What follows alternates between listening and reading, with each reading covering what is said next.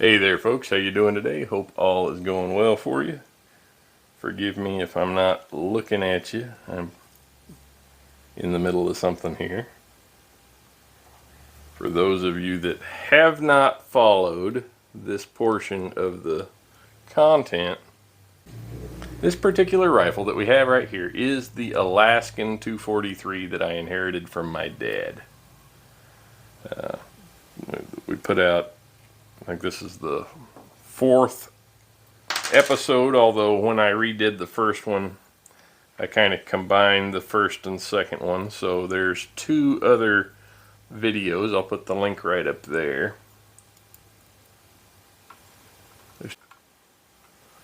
But basically this was a 1990s model. I want to say it was 1990, 1991. I could be wrong about that. I don't remember, but I did look it up at the time that we shot that first video.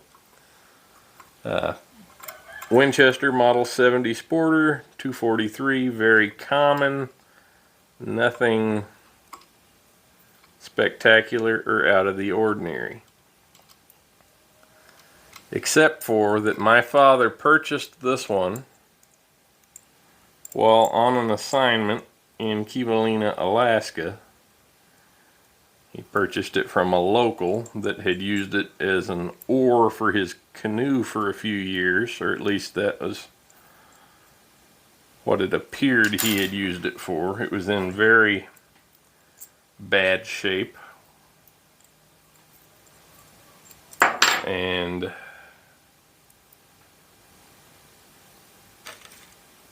therefore required quite a bit of work to bring it back to what it is now.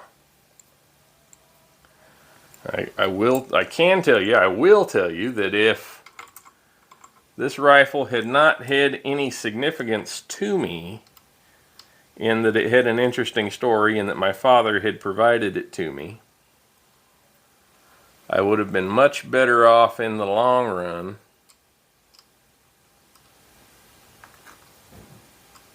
just throwing it out and buying a new rifle.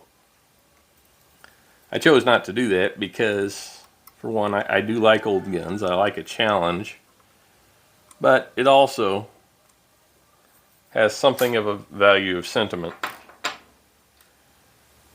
It wasn't Grandpa's, it wasn't anything that was passed down through the family, but just the same, the thought was there. So I won't go over everything that we've done so far because, well, we've already covered that in the other videos, but I will tell you what we're doing now. I had put a little notification on the community page a couple of days ago showing the barrel and the lower trigger guard group for this rifle hanging up in the corner of my shop, where they had just received a couple of coats of Lauer Custom Weaponry's Durablue epoxy finish, which seems to have worked pretty well. Now, it does not look like a blued gun exactly, but it doesn't look bad either. I will show some close-ups when I get everything together here. Now, understand two things. First, this rifle was in extremely rough shape, as indicated before, and therefore, because it was in such rough shape to begin with, the finish is not perfect. That's okay. The primary reason for coating this rifle in the Durablue was to prevent it from rusting, and also I had purchased the Durablue for a much nicer and more expensive rifle, and I kind of wanted to get a feel for the finish before I applied it to the nicer gun. This is a Vortex Vanquish 3x9x40, pretty basic and straightforward. You will notice I did not lap the rings here or anything. There's a reason for that. There are some folks who are of the persuasion that it must always be done. There are others of the persuasion that it's a waste of time. I tend to agree with both camps to a degree, and I have killed many deer over the years with rifles that did not have lapped scope rings. And I asked those deer after the fact if they were aware of it, and none of them were. So I'm not saying that the process is irrelevant. There's certainly a time and a place for it. If you recall back to our Crimson Trace video that we did with the 375 Holland and Holland, those scope rings were lapped. And we were also able to determine extremely good accuracy out of that platform. Whether or not it were any better than it would have been if we had not lapped the rings, I can't say, because we didn't try it both ways. But on this one, specifically, so that I can make another video about it, I chose not to lap the scope rings, and we are going to attempt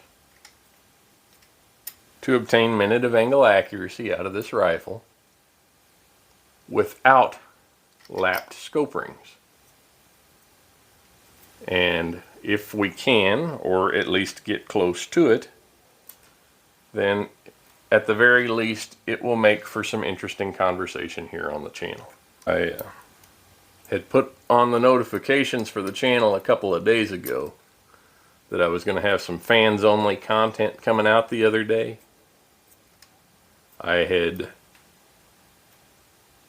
made the decision not to put that out at that time because of some of the events that were going on at that time. I thought that it would probably have been in poor taste. So it's still coming, and I'll put it out in a week or so. And on that same note, I've had a couple of people ask me for my thoughts on the situation that transpired this past week in Uvalde, Texas. And out of respect for the individuals that were impacted by that, I have chosen not to give a commentary other than to say that my heart goes out to the families of those involved, and they will continue to be in my prayers.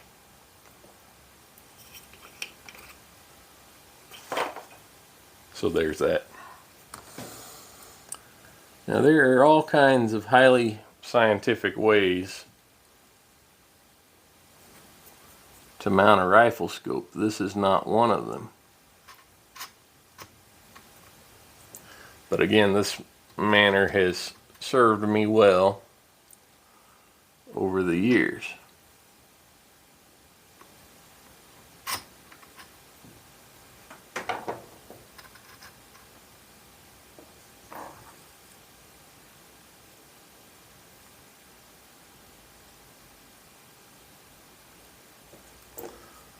I'm going to move that forward just a little bit.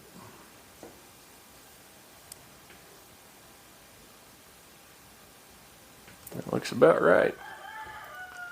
So, what I like to do when it comes to mounting a scope is I like to get the eye relief in a comfortable spot for me. It's my rifle. If it's somebody else's, I might ask them to try it for themselves and see if it's comfortable for them. But when it's my rifle, I know where my head likes to be when I'm lining up a shot. And Like on this particular one, you have 8 screws holding everything together, so I like to stagger and go very slowly across them so that you don't bend your tube or pull one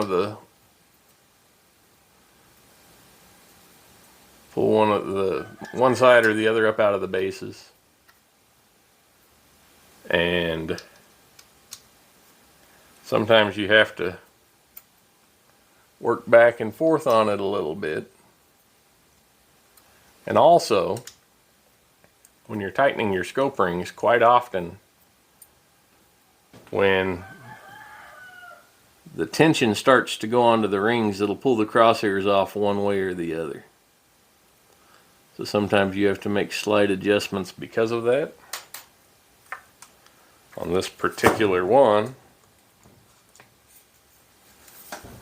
so far, it looks and feels pretty good, but I'm not done yet, so we'll see what we wind up with.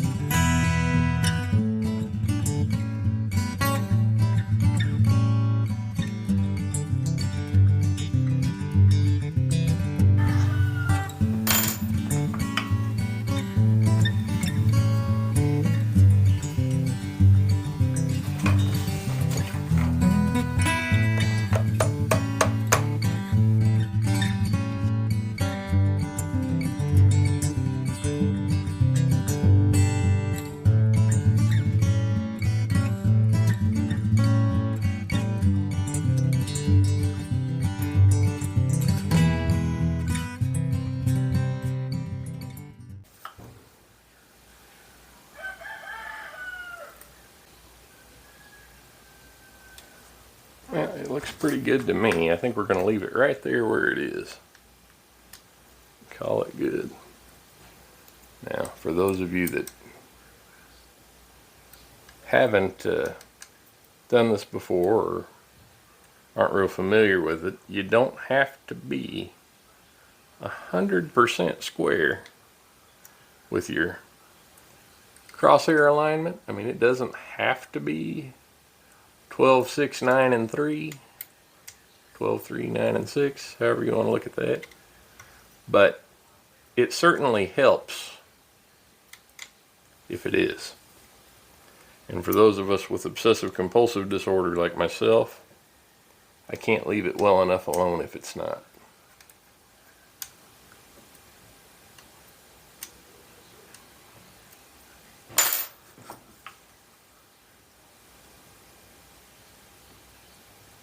And your goal is to be within a degree or two of perfect. And I don't think any amount of messing around is going to get me any closer than we are right now. So I'm going to say stick a fork in it, it's done. I'll turn it to its side here in a second and let you have a look at the whole project.